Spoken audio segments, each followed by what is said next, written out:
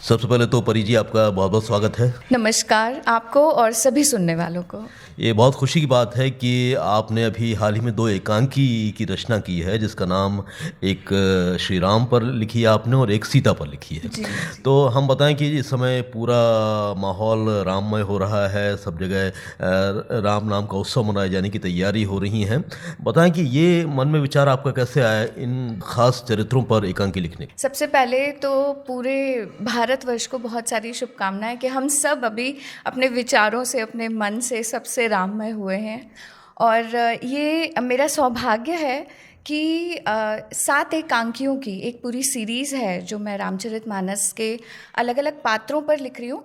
और ये विचार काफ़ी पहले से मेरे मन में आया। ये ऐसा नहीं है कि ये अभी हाल ही का विचार है। 2022 से मैं रामचरितमानस को लगातार पढ़ रही थी और एक चर्चा के दौरान, मेरे एक बहुत अच्छे मित्र हैं डॉक्टर सुधीर आज़ाद, एक चर्चा के दौरान ऐसा निकला और ये हुआ, इसका शुरुआत हुई इसकी कि मैं भगवान राम पर एकांकी लिखूंगी।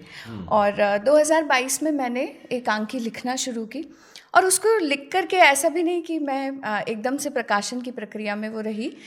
धीरे धीरे सारा काम हुआ, 2022 में लिखी, प्रकाशित हो गई। उसके बाद मेरे मन में आया कि नहीं, मुझे यहाँ नहीं रुकना है। रामचरितमानस का जो प्रभाव था वो मेरे ऊपर इतना था कि उसको पढ़ते पढ़ते मुझे लगा कि मैं सिर्फ एक एकांकी को लिख कर के यहाँ नहीं रुक सकती। और हर पात्र, जब मैं पढ़ती जा रही थी तो हर एक पात्र इतना ज़्यादा प्रभावशाली है और रामचरितमानस का स्तंभ है। अगर आप भरत की बात करें, श्री राम तो हैं ही, श्री राम तो कह लीजिए पूरे विश्व का आधार हैं, अगर कहें तो पूरे ब्रह्मांड का आधार है। हमारी संस्कृति है, संस्कार हैं, सब कुछ है। लेकिन श्री राम को लिखने के बाद जो स्तंभ हैं, अगर माता सीता को आप कहीं वो नहीं कर सकते, उनके त्याग को अगर भारतीय परिप्रेक्ष्य में भी मैं इस बात को लूँ तो माता सीता भारतीय महिला का एक सर्वश्रेष्ठ उदाहरण है, संस्कृति का उदाहरण है।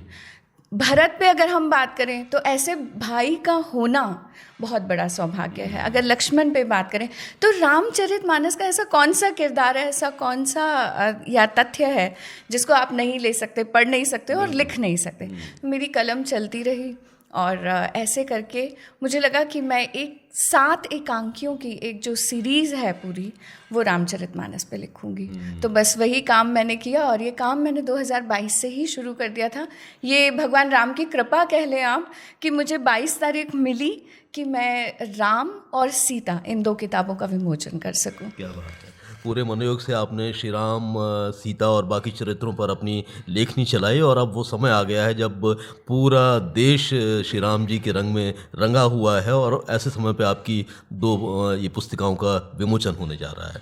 हमारे श्रोताओं को बताएं कि ये कितना महत्वपूर्ण एक कदम मानती हैं जब ये श्री राम मंदिर में रामलला की प्राण प्रतिष्ठा होने जा रही है और जन जन इसके लिए उत्सुक है, इस पूरे उत्सव को देखने के लिए, उसमें शामिल होने के लिए। अपने आप में कितना अनूठा है श्री रामलला की स्थापना, उनकी प्रतिष्ठा, जैसा कि मैंने पहले भी कहा कि श्री राम जो है वो सिर्फ आस्था का प्रतीक नहीं है, वैचारिक रूप से भी उतने ही दृढ़ हैं, उतना ही विश्वास है हमें वैचारिक रूप से। वैज्ञानिक रूप से भी अगर आप रामचरितमानस को पढ़ते हैं तो आपको लगेगा कि जब हम विज्ञान की बात करते हैं तो हम तथ्यों की बात करते हैं, प्रामाणिकता की बात करते हैं। तो आप प्रामाणिकता पे भी अगर इसको लेकर के जाएं, अगर आप वैज्ञानिक रूप से भी, तकनीकी रूप से भी सोचें, वैचारिक रूप से भी सोचें, व्यवहारिक रूप से भी सोचें, तो रामचरितमानस की हर पंक्ति आपको कुछ ना कुछ सिखाती है आपके व्यवहार में, आपके जीवन में। उसका हर चरित्र आपको आपके सामाजिक रूप से और दृढ़ कर देता है। तो रामलला की प्रतिष्ठा होना या उनकी स्थापना, राम की स्थापना ही होती है हमेशा, चाहे वो मन में हो, चाहे आज वो अयोध्या के मंदिर में हो। इतनी पावन धरती है वो, और 22 तारीख जो है वो हम सब जानते हैं कि हमारे मन में क्या मतलब क्या आस्था है, क्या विचार है। हम सब कितनी उमंगों से 22 तारीख का इंतज़ार करें। तो एक बहुत बड़ी बात है, ये बहुत बड़ी स्थापना है।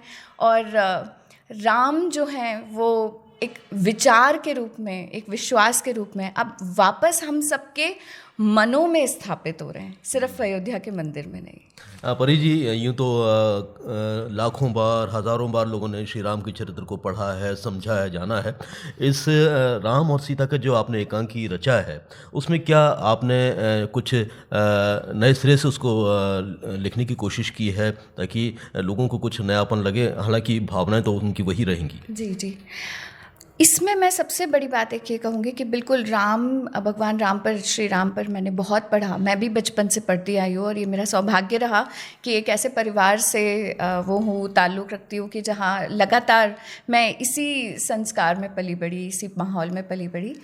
एकांकी को लिखने का एक बहुत बड़ा जो वो था कारण अगर कह लूँ, या उसके पीछे एक जो लक्ष्य है वो ये है कि एकांकी बच्चों तक पहुंच सकती है। मेरी जो एकांकी की जो पूरी सीरीज़ हैं, 7 किताबें हैं, वो बच्चे बहुत आराम से पढ़ सकते हैं। उसकी भाषा को भी मैंने ऐसा रखा है कि जो रामचरितमानस के हिसाब से भी रहे लेकिन वो बच्चे आराम से उसको पढ़ सकें, आत्मसात कर सकें। एकांकी का एक बहुत बड़ा लाभ ये होता है, एकांकी को आप कह सकते हैं, सुन सकते हैं, जब आप एक्ट करते हैं उसको। एक बच्चा जब भगवान राम बनता है, या एक बच्चा भरत बनता है, या कोई सीता माता के उसमें होता है, रोल में होता है, तो जो उनके आप उस किरदार के जो गुण हैं, उनके जो गुण हैं या उनका जो कहा गया है वो जीवंत हो जाता है। और जीवंत होने के साथ साथ बच्चे अपने आप सीखते हैं। हम कहते हैं बच्चे हमारी जड़ जो हैं बच्चे ही हैं। मैं लगातार, मेरा प्रोफेशन ऐसा है कि मैं एज टीचर, एज प्रिंसिपल, मैं लगातार बच्चों से जुड़ी रहती हूँ। जब हम कहते हैं हम बच्चों को कैसे सिखाएं, या जब आप संस्कारों की बात करते हैं, तो एक एकांकी को जब बच्चा वहाँ वो रोल करेगा, जब वो उसको निभाएगा, उस किरदार को निभाएगा, तो वो अपने आप बहुत सारी चीज़ें सीख लेगा। तो मेरा बहुत बड़ा एक उद्देश्य ये भी रहा कि जो मैं लिखूं उससे बच्चे बहुत आराम से पढ़ सकें, समझ सकें। तो ये मैं ज़रूर कहूँगी कि ये एक नयापन है जो कि मैं रामचरितमानस को मैंने एक इस रूप में लाया कि जहाँ वो बच्चों तक और नए बच्चों तक, यानी यूथ तक पहुँच सके। मैं जानना चाहूँगा कि अब श्री राम और सीता जी पर ये आपके 2 एकांकों का विमोचन हो रहा है 22 तारीख को, और आने वाले समय में आपने और कौन कौन सी जो इसमें चरित्र रचे हैं उनका आप प्रकाशन कराने वाली हैं? जी बिल्कुल, देखिए वैसे तो कोई भी चरित्र मैं अगर रामचरितमानस का नाम लूँ तो कोई भी चरित्र ऐसा नहीं है जिसको आप छोड़ सके। पर हाँ, भरत जी हैं, और आने वाले जो मैं किताबें लिख रही हूँ, भरत हैं, और लक्ष्मण जी हैं, दशरथ जी हैं, जिनको आप कभी नहीं भूल सकते। मतलब रामायण का एक बहुत बड़ा, बहुत मजबूत स्तंभ हैं और पढ़ने जैसे हैं। मतलब हम जब दशरथ के बारे में मैं पढ़ रही थी तो मुझे ऐसा लगा कि मतलब वाह, आप कई बार आप शब्द आपको मिलते नहीं हैं, आप विवरण नहीं कर सकते हो उसका कि कैसे हम कहें। और बजरंगबली, श्री हनुमान जी की तो मैं क्या बात करूं। तो बस ये कुछ और किरदार हैं जिन पर मैं लिख रही हूँ, और बाकी और देखिए क्या आगे हो जाए, बढ़ जाए, क्योंकि भगवान राम की कृपा है, उन्होंने ही लिखवाया है। और मैं ये मानती हूँ कि ये मैं नहीं लिख रही हूँ, मैं इस काम के लिए चुनी गई और उन्हीं की कृपा है जो मैंने रामचरितमानस उठाई। और वो जो आस्था थी मेरी, जो भगवान राम का नाम है या उनकी महिमा है, वही मेरी प्रेरणा बनी कि मैं लिख सकी, इतना लिख सकी। ये ऐसा कह लूँ कि भगवान राम नाम का जो सागर है उसके एक बूंद भर है मेरे पास जो मैं कर पा रही हूँ। क्या बात है, क्या बात है। और उम्मीद करते हैं कि आपने जिन चरित्रों को चुना है उस पर भी एक बेहतर लेखनी लोगों के सामने आएगी और वो उसको पढ़कर प्रभावित होंगे। आपको क्या लगता है कि श्री राम का जो जीवन चरित्र है वर्तमान में कितना अपनाने की आवश्यकता है, ख़ासतौर से हमारी युवा पीढ़ी जो कि बहुत कुछ ज़्यादा नहीं जानती है श्री राम के बारे में, उतना पढ़ा भी नहीं होगा, उतना देखा भी नहीं होगा। तो आप जैसे लेखकों के माध्यम से या फिर हमारे जो दूसरे वरिष्ठ कलाकार हैं उनके माध्यम से कितना श्री राम का संदेश जन जन तक पहुँचेगा? श्री राम का, जैसे मैंने पहले भी बोला कि जब आप, श्री राम सिर्फ आस्था का ही प्रतीक नहीं है, वो विचार भी हैं, वो विश्वास भी हैं, प्रमाण भी हैं, तथ्य भी हैं।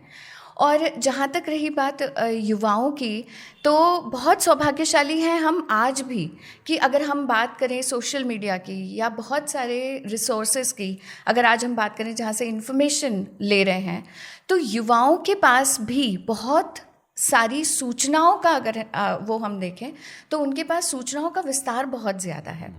हाँ, एकांकी की जो मैंने आपसे बात कही, अगर श्री राम के हम चरित्र की बात करें तो बिल्कुल वही है कि जब आप किसी चीज़ को चरितार्थ कर देते हैं, चाहे वो एकांकी हो, चाहे किसी भी चीज़ का जब आप मंचन करते हैं और उस किरदार को आप खुद करते हैं, तो अपने आप में उनका चरित्र जो है वो आने लगता है। अपने आप उसको, जब आप 15 दिन किसी को पढ़ते हैं, लगातार कहते हैं, तो वो गुण आप में अपने आप आने लगते हैं।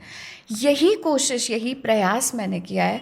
और जहाँ तक रही राम के चरित्र की बात, तो वो तो युगों युगों से ये प्रामाणिकता रही है कि उनके चरित्र की आप कोई भी कहना चाहिए, कोई भी बिंदु अगर उठा करके देख लें, एक बिंदु भी, एक उनका नियम भी अगर आपने अपना लिया, तो मुझे लगता है बहुत जीवन के लिए बहुत बड़ा काम है वो। सही कहा।